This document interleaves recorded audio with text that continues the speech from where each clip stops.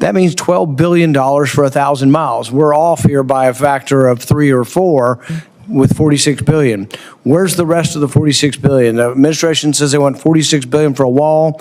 You could pave all of it and still have, $34 billion left over. What's the $34 billion going for? Hello, patriots. Today, we're exposing how your hard-earned tax dollars are being wasted and how corrupt government programs are threatening America's core freedoms. Yes, we're diving into Senator Rand Paul's fiery confrontation with DHS Secretary Kristi Noem over billions. Yes, billions of dollars that are unaccounted for. If you care about fiscal responsibility, border security, and holding the government accountable, this is a video you cannot miss. Before we dive in, make sure to hit that subscribe button, give this video a thumbs up, and drop a comment below to let us know you're with us in this fight for America's future. And stay tuned until the very end, because I'm going to break down exactly how we can take action to ensure that our money is spent on securing our nation, not lining the pockets of bureaucrats or pandering to woke elites. Now let's get to it. Senator Rand Paul brought the heat, questioning why the Biden administration is asking for $46.5 billion to construct a border wall when the math just doesn't add up. We're talking about nearly $12 billion being enough to cover the actual wall construction for 1,000 miles at most. So where's the rest of that money going, folks? That's $34 billion unaccounted for. Where are they hiding? This is the same government that tells us to trust the process, while it burns through your tax dollars with zero transparency. Secretary Noem tried to justify the bloated budget by throwing out vague terms like infrastructure and preparatory work. Patriots, are we really supposed to believe that contracts and bureaucratic red tape justify this absurd spending? No. This is what happens when we let Washington elites run wild with our money. We deserve answers, and we deserve accountability. Secretary knows, everybody knows, that's the end. We're going to try to move on to the next person to get you out of here. We talked a little bit about the wall earlier. The administration has asked for $46.5 billion for the wall. The border on the Mexican border is about 1,950 miles. We've fenced or walled about 700 of it. That leaves about 1,200 miles. There's 200 or 300 miles of it that probably never going to have a fence on. It's mountainous or just impossible to fence or wall. So I would say realistically, you got under 1,000. But let's just say there's 1,000. You really want to wall on 1,000. CBP says it's $6.5 million per mile. Your response today was $12 million per mile. That means $12 billion for 1,000 miles. We're off here by a factor of 3 or 4 with $46 billion. Where's the rest of the $46 billion? The administration says they want $46 billion for a wall. You could pave all of it and still have, $34 billion left over. What's the $34 billion going for? Yeah, Senator, thank you for the question. We do have 702 miles of wall today. 598 of that are steel. The rest of that is temporary, that's in place. Since the president's been in office, over 70 miles has been erected. We have 11 contracts that have gone out and allocated. We also have 5 more that are pending. Based on the dollars that have been requested, it's not just the infrastructure that would be built, that would be the actual wall construction.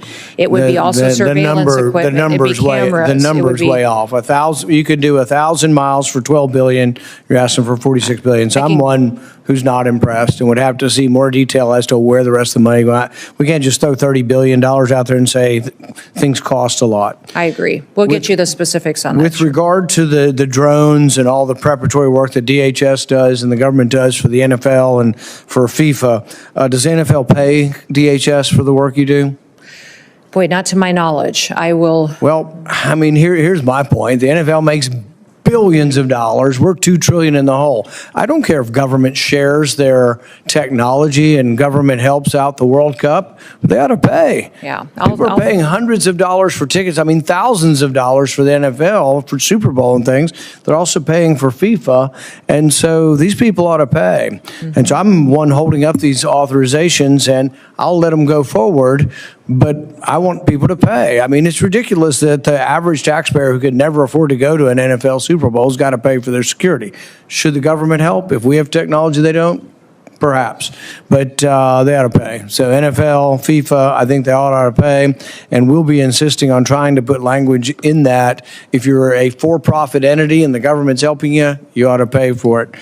With regard to TSA Quiet Skies and Tulsi Gabbard situation, I suspect there are going to be other people that were caught up in this thing as well. I'm horrified by the idea that we took a former congresswoman and we're surveilling her and riding on jets with her. There was another story of an air marshal whose wife, might have been at January 6th or something, and now we're, have air marshals following another air marshal or his wife. So I want to hear the whole story of what happened.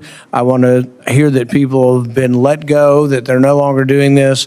If there were abuses of Tulsi Gabbard's liberties, I want to hear from that. But I want repercussions to come from this, and I think you've said something's coming. Please let us know, and let us know how the program, the destruction of civil liberties can be minimized.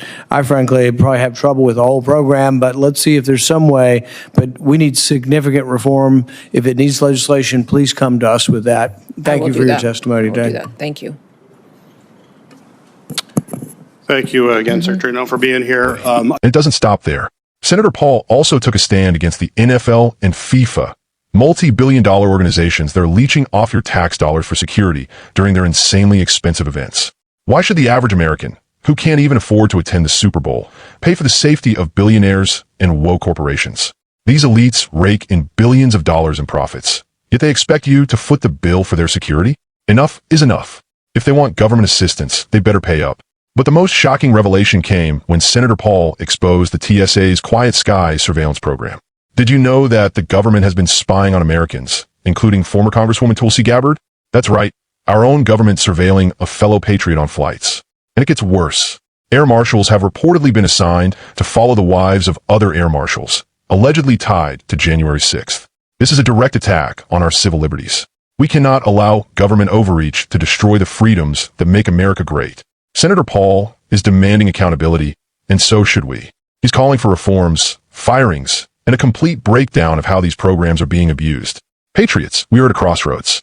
Will we stand by and let the deep state run roughshod over our rights, or will we fight back? The time to act is now. Call your representatives. Demand transparency. And let's hold every single bureaucrat responsible for every wasted dollar and every abuse of power. Together, we can restore fiscal sanity and defend America's freedoms. If you're with us, share this video with every patriot you know. Together, we can send a loud and clear message. We're watching, and we won't stay silent any longer. Subscribe to Conservative Mandate, smash that like button, and comment below with the words, "No more corruption." Let's fight back, patriots. The future of America depends on it.